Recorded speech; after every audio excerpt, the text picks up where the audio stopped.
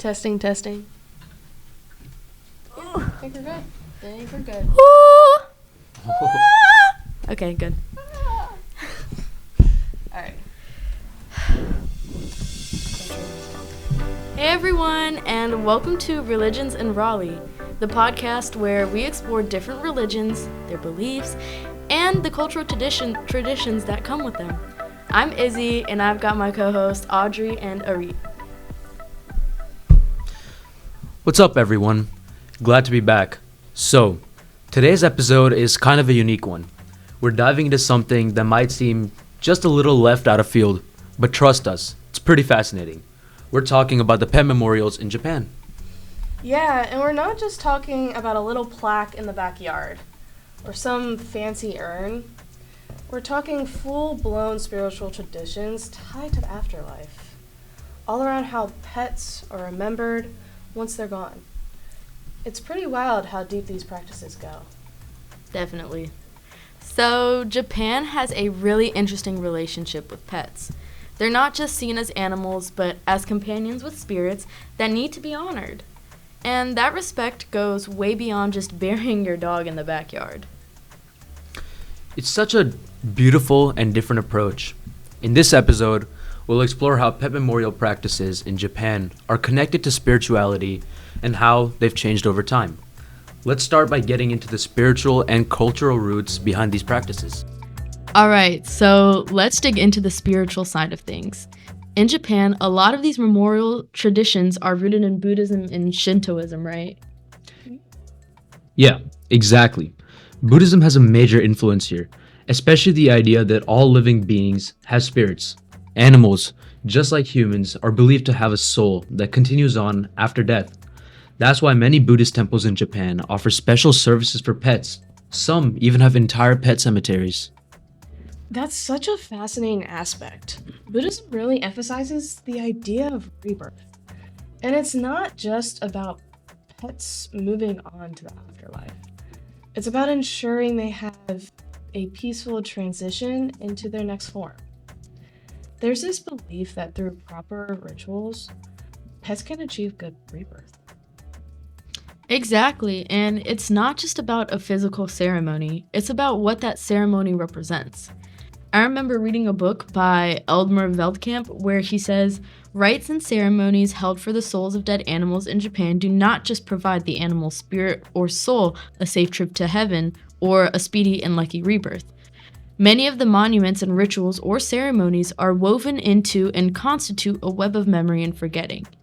It's about honoring their memory and the bond they shared with their owners. That's so powerful. It's not just about the animal's spiritual journey, it's about creating a lasting memory for the owners as well, making sure they don't forget the love and connection they had with their pets. Yeah, the rituals serve both as a form of spiritual transition for the pets and as a way for the living to preserve the memory of their bond. It's a way of keeping the spirit of the pet alive, even if they're no longer physically present. Exactly, and that's why these rituals can be so intricate and meaningful. It's not just about the afterlife, but about maintaining that emotional and spiritual connection even after death. And let's not forget about Shintoism. While it's not as focused on the afterlife as Buddhism, it's all about the spirit world. In Shinto, they believe everything, plants, animals, and even inanimate objects, have a spirit. It's kind of like that Shinto idea of animism, right? Even though Shinto doesn't traditionally have a big focus on what happens after death, there's this deep connection to the spirits of the deceased, and that includes pets. Exactly, and it's more about maintaining a spiritual relationship with the pet, even after they've passed on. They don't just disappear. They become part of the spiritual world and people continue to honor them. It's pretty amazing, really, how culturally ingrained this is. But let's move on to how these memorial practices have evolved over time. So historically, pets weren't treated like family members in Japan. I mean, people had pets, but they weren't viewed as part of the household in the same way they are now. Yeah, Pets used to be seen more like working animals or just something you'd keep around for companionship, but not necessarily something you'd mourn deeply after they're gone. It wasn't until after World War II, especially in the post-war era, that things really started to change.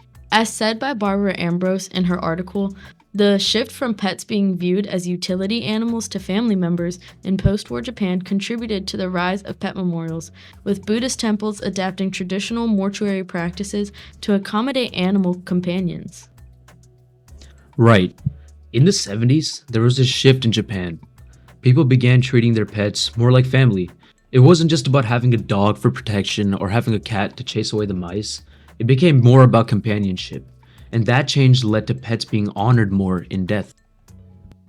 Exactly. That's when we started seeing more pet cemeteries, memorial services at Buddhist temples, and even the rise of individual cremations for pets. It became more about recognizing the deep bond between humans and their pets. And the shift in society had a lot to do with it. Japan was seeing declining birth rates and an aging population, which led many people to turn to their pets as surrogate family members. People became a major source of companionship, especially for older adults. And I mean, pets offer something that humans can't always give: unconditional love, companionship without judgment. And I think that's why people began to honor their pets in more elaborate ways. It wasn't just about grieving their loss, it was about acknowledging the role they played in their lives. And with the rise of technology, things have gotten even more interesting.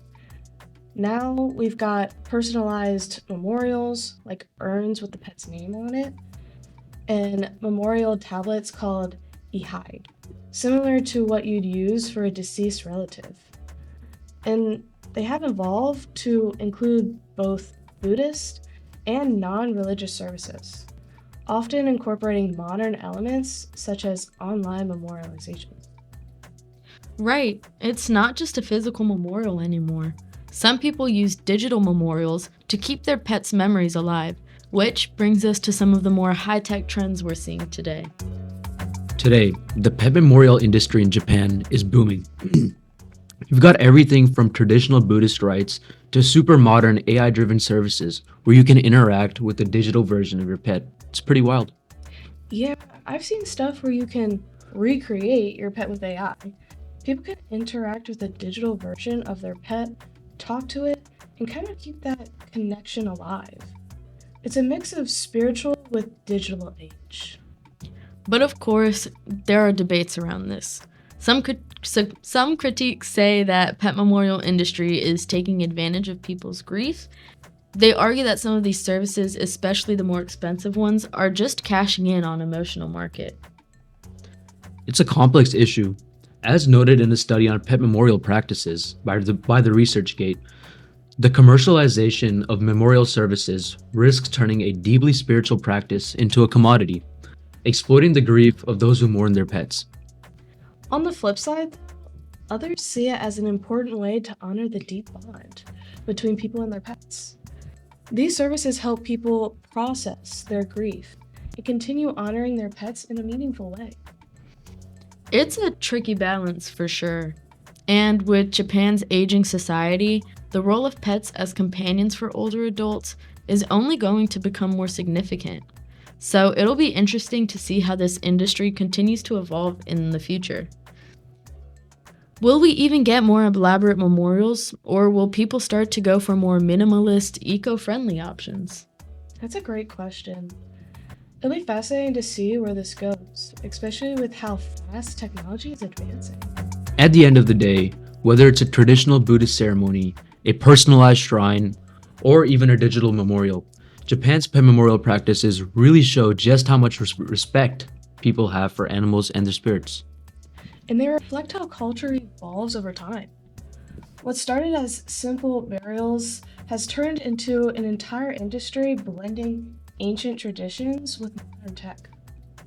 It's amazing how culture and spirituality can adapt over time. So we'd love to hear from all of you. What do you think about these practices? Should pet memorials be as elaborate as human ones? How do they compare to other cultures? Yeah, let us know what you think. We're curious to hear about other traditions around the world too. Thanks for tuning in to Religions in Raleigh. If you enjoyed this episode, don't forget to subscribe, leave a review, and share it with your friends. Until next time.